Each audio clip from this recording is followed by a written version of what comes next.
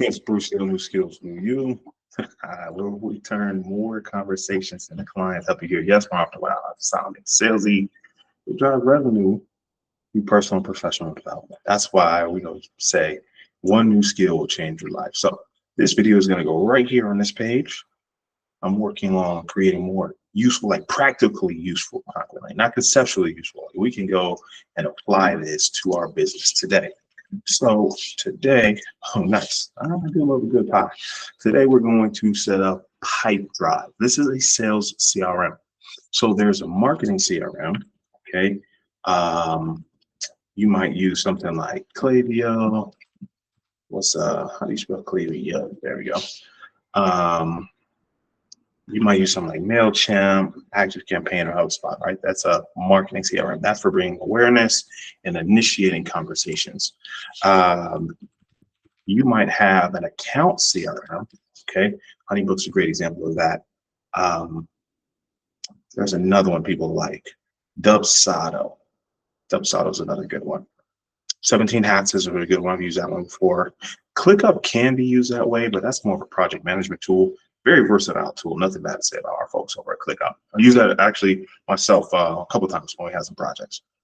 But okay, so what's the difference? So we have account CRM, a marketing CRM, and we have a sales CRM. The difference is where you're at in the process. Now, obviously, they all overlap. Okay, don't get on me like, well, aren't they the same thing? They do have similarities. Sales CRM is for conversations, right? Marketing drives awareness. Sales CRM drives those conversations that turn, right? Those conversations that turn into clients. And then the account CRM is managing and fulfilling that customer, right? Make sure they pay, they get onboarded, their timeline for the project, etc. Managing your team's performance. That's account CRM. So very different. Again, they do overlap. We're going to focus on the sales part. That's what we do. We make sales simple. So I'm going to log in here. I just started. These are, well, you see they're labeled sample. These are already here. The first thing I want you to do is create your pipeline. And this. So I like prospect. That's someone I have intention of reaching out to. Now, they categorize things differently. I think they call them contacts. Then there's leads. There's deals, right? So contact is literally that name, email, phone number. That's a contact. A lead, say I have reason to believe for whatever interaction, maybe they open the email, maybe met them in person. A lead is an opportunity that I've said, hey, there's something here. Contact made is self-explanatory. So, hey, I reached out to this prospect. I might call this lead actually.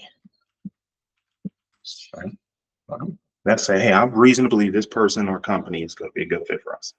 Contact made, right? They responded to the email. They answered the phone. The schedule. These two might overlap. The meeting scheduled.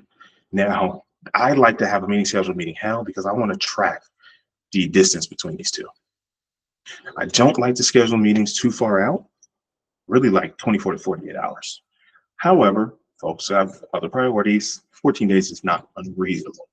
But I want to know how many meetings we've scheduled are held, because that lets me know where my challenges are. If I'm contacting 100 people, I'm getting one meeting scheduled, that means I'm talking to the wrong people or I'm saying the wrong thing. If I schedule 100 meetings and only one shows up, it means I'm talking to the wrong people or I'm not doing something. Maybe reminders, it could be so simple. One time I doubled the show rate for a client, and all I did initially was set up reminders. That's it. I just reminded folks, hey, you have a meeting coming up, be there. Or if you can't make it, click here. Invoice sent. Okay, now I want to track how many of my meetings are turning into deals. And then this new client, this one might be redundant based on how they have in Pipedrive, because let's just click on Damon here. They have a one loss category. I want to track that too.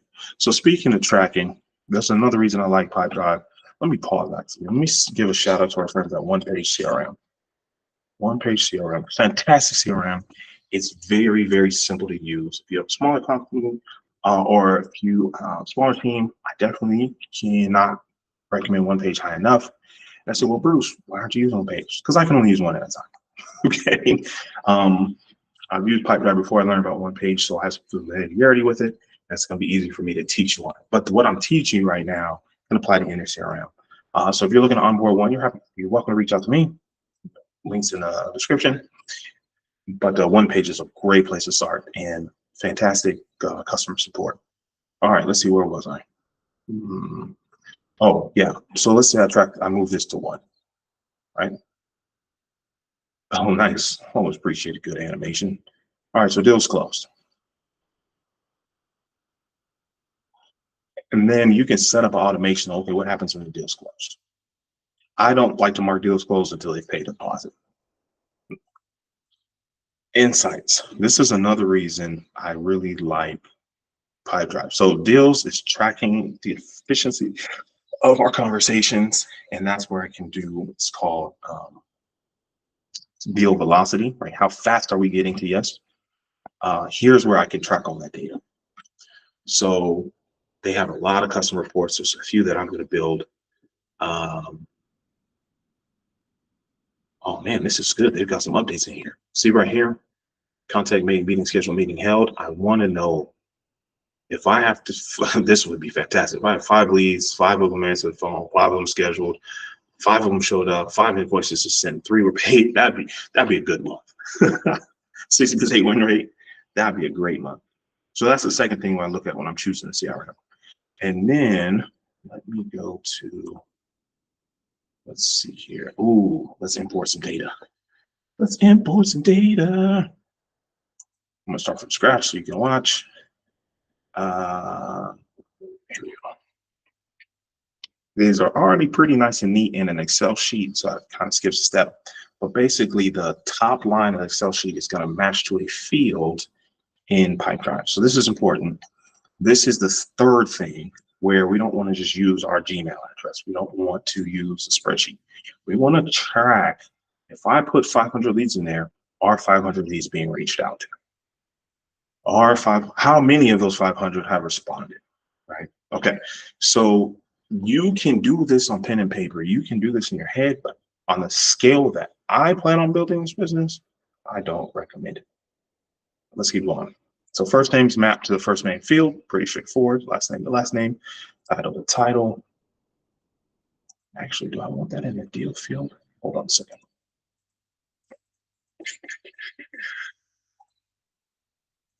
There we go. I'm gonna put that under the name. Field type is required. There we go. Let's see, company name for emails. Company name. That should be the same. So I'm gonna leave that blank. Email. Let's remove this one. Let's remove this one.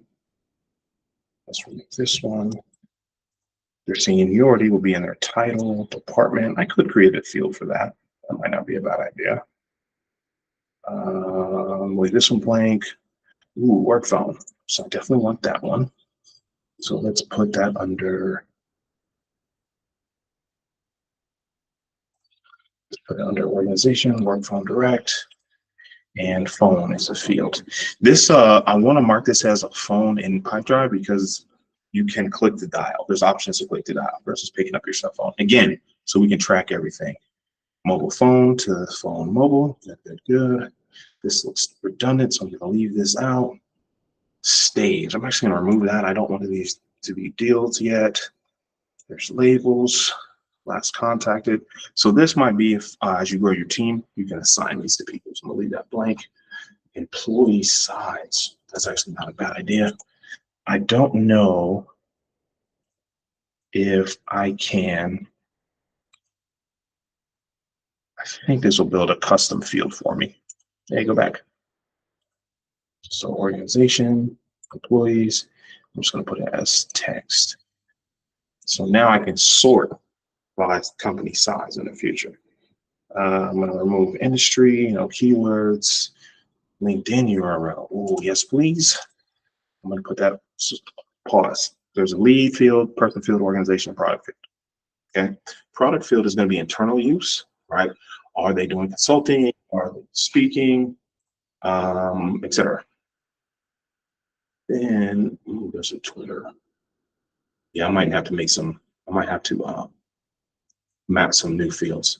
All right, so that's the product. The organization, that's the business. The person field is the individual. So the business could be new skills with you, or you might have an address, phone number. The person will be Bruce. He'd be under the organization, but Bruce might have a cell phone number, right? He might have a personal email. The lead, the deal fields, that's those stages we went over a moment ago. So I'm under person, company LinkedIn, and then is there I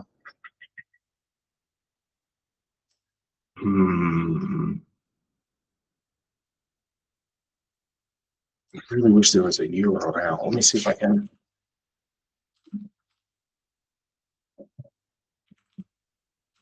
Okay, I'm gonna have to put it as text. Let's see. I want to capture that. Country, company address, good. And let's see, I'm gonna leave these blank. Annual revenue. Let's put that under the organization. Oops, cancel.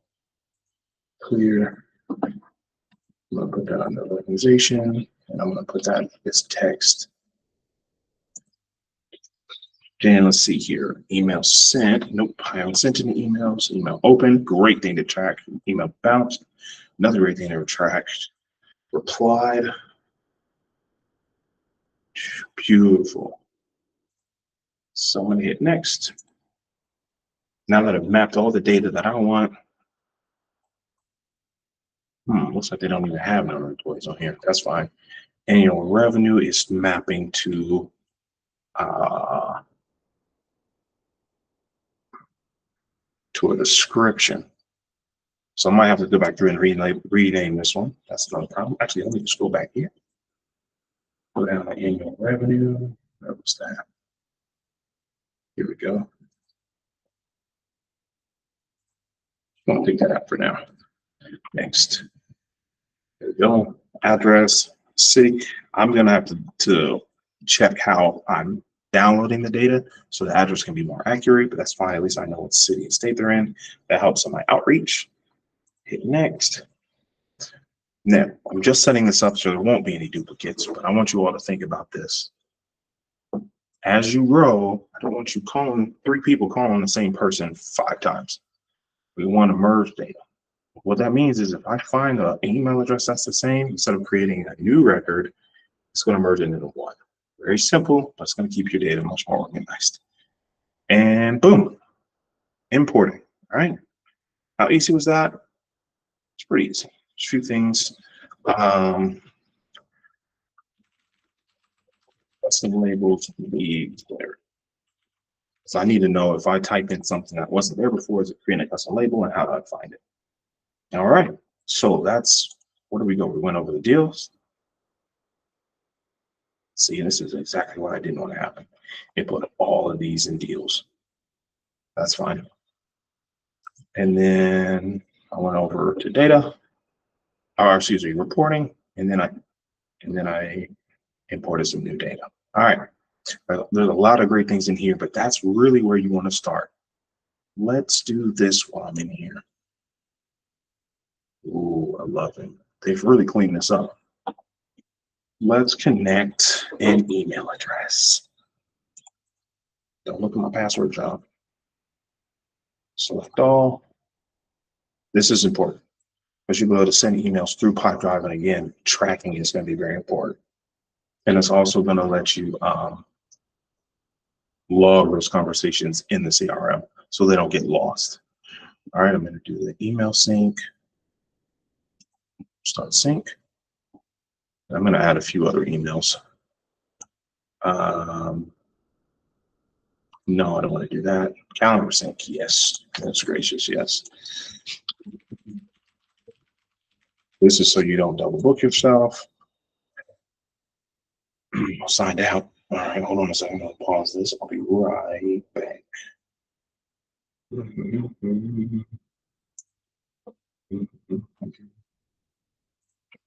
you go. All right, y'all can't look at my password. That's not how we make sales simple. There you go.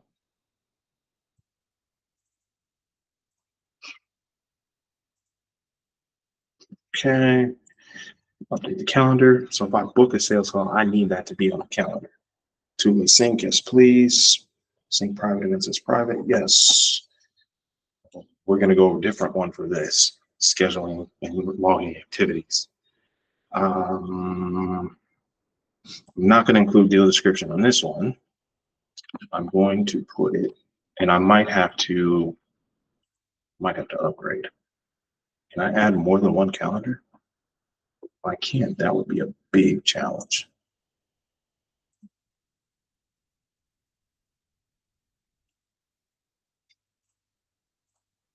Oh, wow. Okay, I'm gonna have to give them some feedback on that. I need to map multiple calendars. Noted. Google Drive is nice. Devices. That's the same device, so I don't know why that's an issue. Notifications. Yes, please. I believe those are the most important things you need to do to set up your CRM, right? Your deal, what reports you want, get some data in there, connect it to your email and calendar. Let's start having some sales conversations. I'm Bruce Hill with New Skills to You. Our mission is simple. We want to help you hear yes more often without sounding salesy. We want to turn more conversations into clients. And we do that, we drive revenue through personal and professional development. Until next time.